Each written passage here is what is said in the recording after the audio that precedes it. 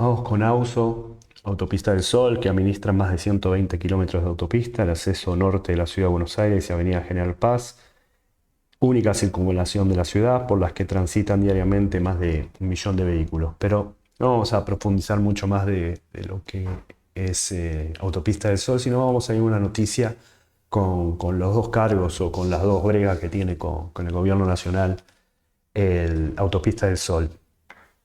Primero es la impronta pro mercado que tiene la administración actual, que sigue, que sin embargo sigue sin resolver la continuidad del mayor grupo de operadores de rutas con peaje del mundo en la Argentina. ¿Qué quiere decir esto? Principalmente no saben su futuro, ya que Alberto Fernández y el kirchnerismo quiso estatizar ambas concesiones, sea Autopista del Sol como Grupo Concesionario del Oeste, presentando una demanda en la justicia para anular el contrato Abertis que había firmado en el 2018 con el partido de Cambiemos. El objetivo era sumar estas operaciones a la que ya se le había trasladado a la Sociedad Estatal de Corredores Viales, a punto que, a pesar del cambio de gobierno y su ideología política, siguen las causas, ¿no? Y el cambio de gobierno me refiero al gobierno de Javier Milei hoy día, que en este contexto siguen acumulando balances con fuertes pérdidas y hay un silencio no se ha pronunciado sobre el caso, lo cual está prohibido, tiene que tener un veor que no le dejan pagar dividendos y además están, quería como es una corte internacional para que verifique esto, eso fue anulado y dejado sin efecto. Además, su subjetivo atiende que los aumentos otorgados a partir de mayo hasta la fecha son insuficientes, como vamos a ver, a pesar de que son mayores que la inflación y que hay un pequeño recupero. Bueno, vamos a los numeritos de Autopista del Sol, entre otras cosas, ¿no? Bueno, cierra el ejercicio número 32 en el 2024 con un saldo negativo de 91.678 millones. El año pasado fue positivo de 131,7 millones. Esto es diferencia negativa en diferencias de cambio proveniente de derecho de cobro. Diferencias. Ahí le pifié un poco en la redacción. Bueno, diferencia de cambio neto, derecho de cobro. Hay una diferencia, valga la redundancia, de alrededor de 340 billones de pesos. Eso es lo que da a entender. Después, la ganancia bruta es mayor que el año pasado y es decir, el top line, lo que es la ecuación ingresos por ventas, costo, es mejor la de este año. Aspecto destacado en la última determinación del plan económico que lo hicieron este año alrededor de marzo, pero con respecto al 2023 llegaron a ver que hay un monto de 90,1 millones de pérdida o de costo de oportunidad no, no conveniente con el acuerdo o no, que hace que tenga una deuda total de 366 millones de dólares. Luego del 16 del 5, con un incremento de tarifas del 100%, que fue el 16, se ajustaron las tarifas con el siguiente esquema. Julio 10,8, agosto 6%, septiembre 4,9, octubre 5,6, noviembre 4,5 y finalmente diciembre 3,5. Todos estos valores están por encima de la inflación mensual de cada mes. Bueno, acá tenemos lo de la presentación. A ver si lo tengo acá, el 8, me equivoqué la página. Acá están, bueno, estos son los aumentos, cada uno de los aumentos tiene un número de resolución. Esto antes había sido 100% en mayo y esta es la deuda según el esquema, el plan económico financiero y lo alejado que está de ese plan, que es alrededor de 366 millones de dólares. 4 o 5 reseñas. Bueno, esto es la falta de compensación y todo lo demás. Bien, seguimos acá. Los ingresos de la concesión sumaron 75.141 millones, una suba del 11,7%. Otros ingresos de la concesión, como alquileres y otros, dan 16.318 millones, un crecimiento del 15,1%. Los ingresos por intereses por derecho de cobro suman 71.540 millones, un crecimiento del 13,8% anual. Los costos de explotación son de 75.968 millones, similares guarismos que el año pasado, por lo cual el margen de EBITDA da 8,7%, sin incluir la diferencia en el derecho de cobro. El año pasado fue un negativo.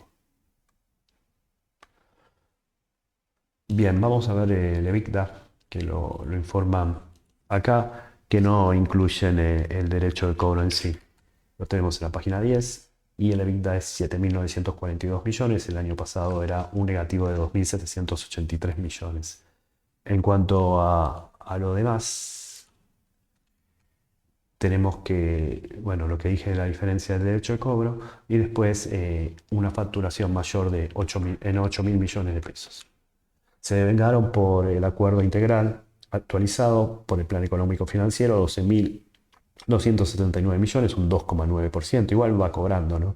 La desvalorización del derecho de cobro es de 41.732 millones, siendo un 39,3% mayor que el año pasado. Bueno, como dijimos anteriormente, la diferencia de cambio a favor, en este caso en contra, de parte del derecho de cobro es un negativo de 189,8 billones. El año pasado este rubro imputó un superávit de 146,4 billones. Como dije, la diferencia es de alrededor de 335 billones de pesos. Los activos por derecho de cobro son 329,2 millones de dólares, un 22,2% mayor al registrado del año pasado.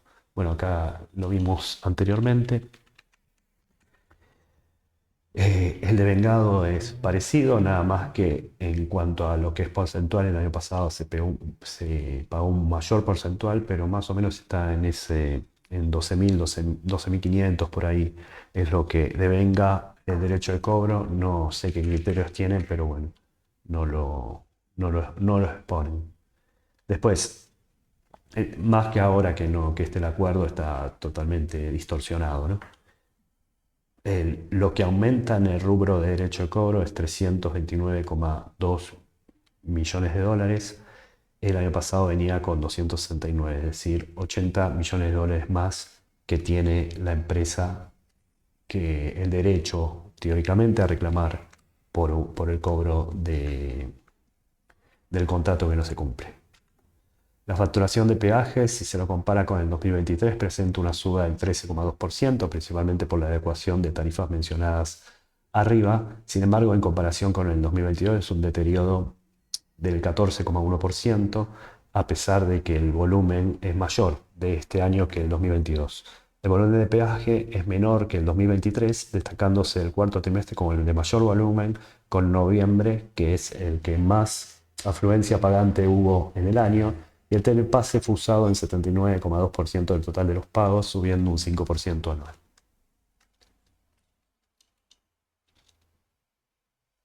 Bien, respecto al telepase y otras índices más, tenemos que el 88,1% fueron de vehículos livianos, es decir, la categoría 2 fue la que pagó casi todo el costo de tarifa, ¿no? El guarismo de tarifa, y después tenemos un 51,7% que pagó en el peaje de Pilar y Campana. Después el otro es el que va a Rosario. Por otra parte, el peaje dinámico aumentó un 5% y alcanzó un promedio del 79,2% del total. Ahora, lo más lindo, que es esta planilla Excel que siempre hago. Noviembre tiene el mayor cantidad de volumen pagante y es el mayor noviembre de los últimos 5 años, como se ve. El año pasado había sido también noviembre y también marzo, o sea, marzo fue el segundo. Esta vez el cuarto trimestre fue el mejor trimestre del 2024, fue menos 3,40 que el 2023, pero fue 2,41 más que el 2022, 18,6 más que el 2021 y bueno, 81,6 más que la pandemia. Las tarifas están retrasadas según el 2022, más del 18% si tomamos o 16% si tomamos igual cantidad o, ¿cómo se dice? Precio, cantidad por, no, mejor dicho, facturación sobre cantidad total. Es alrededor del 16%. Y si tomamos con el 2023, es mayor porque se han pagado por vehículo en promedio mayor que el 2023, pero todavía no están adecuadas a años anteriores, por ejemplo 2022. Los gastos de administración y comercialización registraron 12.431 millones, siendo un 1,2% anual mayor. Remuneraciones y cargas sociales bajan un 4,4% y teniendo un 47% de ponderación de los gastos totales. Mantenimiento y conservación bajan un 5,5% y gastos de estaciones de peaje suben un 13,8%.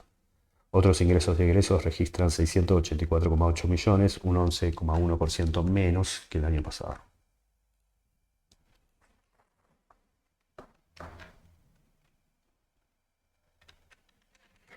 Bueno, acá tenemos otros ingresos y egresos que descuentan alrededor de 90 millones de pesos. Esto se debe por ingresos netos por venta de propiedad, planta de equipo.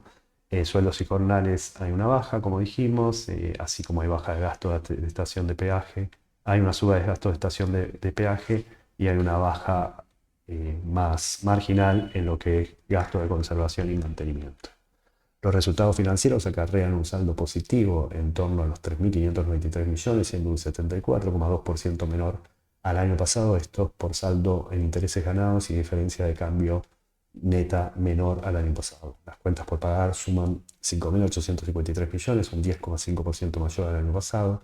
La deuda en moneda extranjera es el 11,6% del total, disipa porque el trimestre pasado tenía un 18% en moneda extranjera, ahora tiene deuda en pesos.